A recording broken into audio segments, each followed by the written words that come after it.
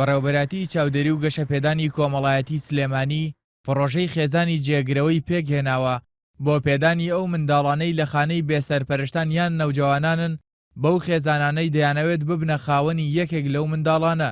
سەرۆکی هۆبەی پڕۆژەی خێزانی جێگرەوەش دەڵێت لە ئێستادا 5 خێزان لە قۆناغی هەڵسەنگاندندان بۆ ئەوەی 5 منداڵی خواردەمەند 4 ساڵیان پێ بدرێت تا ئەرکی بەخێوکردنیان لە ئەستۆ بگرن.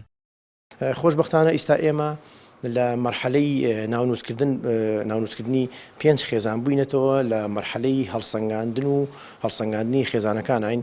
هیوادارم لە داهاتووە ئەم پرۆسەیە زوو بێتە بەرهەم و ئەو 5 خێزانە لە داهاتوویشی نزیکە مناڵیان لا جێگیرکەین. پڕۆژەی خێزانی جێگرەوە بۆ ئەو خێزانیان دایک و باوکانەیە کە دەیانەوێت منداڵێکی بێسەرپەرش لەخۆ بگرن. بە پەیمەرجەکانی پرۆژەکە منداڵەکان بە شێوەی کاتی یان هەمیشەیی دەدرێنە ئەو خێزانانە و ناکرێن بە ناویانەوە. ئەم مناڵانە بە دڵنیایی ئەمە باسیەکەن کە لە خێزان دابڕاون و کەش و بار و دۆخی سروشتی پەروەردەی مناڵش ناو خێزانە.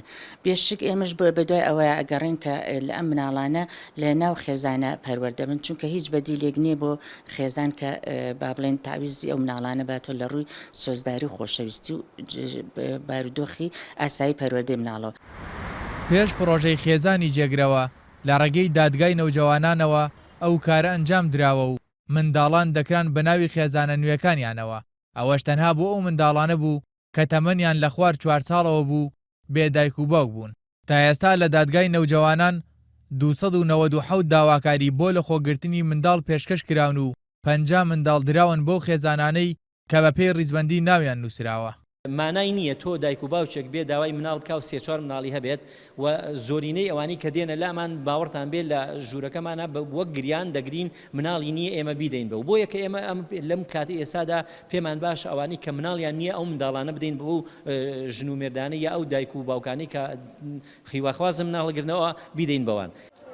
پڕۆژەی خێزانی جێگرەوە لە کۆتایی مانگی داهاتووەوە دەخرێتە بواری جێبەجێکردنەوە و بڕیارە ئەو منداڵانەی لە خانەی نەوجەوانانی سلێمانین کە ژمارەیان 20 منداڵە بدرێتە ئەو کەسانەی داوای منداڵیان کردووە و بەرپرسانی چاودێری کۆمەڵایەتیش دەڵێن لەم قەیرانەدا ئەرکی ئەوان ئاسان دەبێت و هیوای ئەو خێزانانش دێتە دی کە چاوەڕوانن ببنە خاوەنی منداڵ.